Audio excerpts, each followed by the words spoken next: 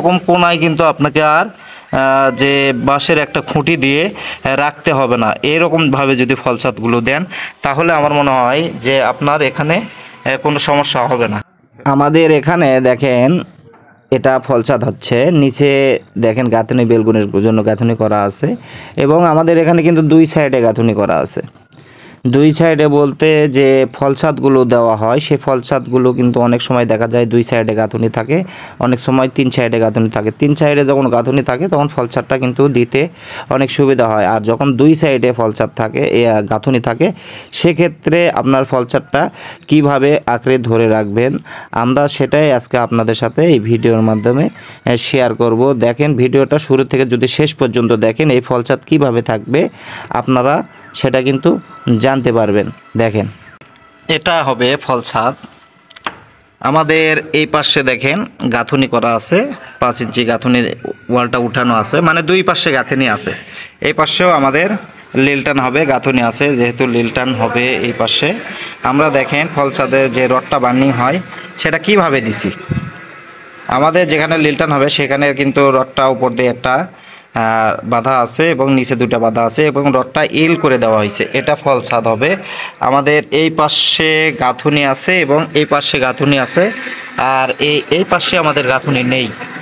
এই পাশে গাঁথনি নেই, এই খাঁচাটা আর একটু এগিয়ে যাবে ওইদিকে, যাই হোক থেকে আছে, রড থেকে অনেক মানে কাঠ থেকে অনেক ক্লিয়ার আছে। আর এই পাশে কিন্তু গাঁথনি নেই, এই পাশেও আমাদের গাঁথনি নেই। সেক্ষেত্রে দেখেন রডটা আমরা এল মাটাম করে দিয়েছি। অনেক জায়গায় দেখা যায় যে এখানে এই কোনাতে কি করে একটা বাঁশের ঢোকা দিয়ে রাখে। এই বাঁশের ঢোকা দেওয়া আপনার লাগবে না, বাঁশের ঢোকা দিতে হবে না আপনারা যদি এইভাবে রডগুলো বাঁধেন। আর এই ঢালাইটা আমরা দিব 10 ইঞ্চি।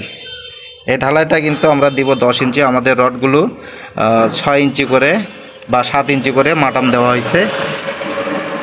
6 ইঞ্চি বা 7 ইঞ্চি মাটাম দেওয়ার কারণে আমাদের নিচে কিন্তু ব্লক দেওয়া হয়েছে। দেখেন 1 ইঞ্চি ব্লক আছে। এই ব্লকগুলো যেহেতু 1 ইঞ্চি উঠছে, উপর থেকে আমাদের 1.5 ইঞ্চি ঢালাইটা রডের ভিতরে থাকবে, সেই জন্য রড ঢালাইটা আমরা কিন্তু কমপক্ষে 9 ইঞ্চি তো দিবই। এটা আমরা 10 ইঞ্চি দেওয়ার চিন্তা ভাবনা করছি, যে এই পাশ দিয়ে আমরা এই ঢালাই দেওয়ার পর স্ল্যাবটা ঢালাই দিব।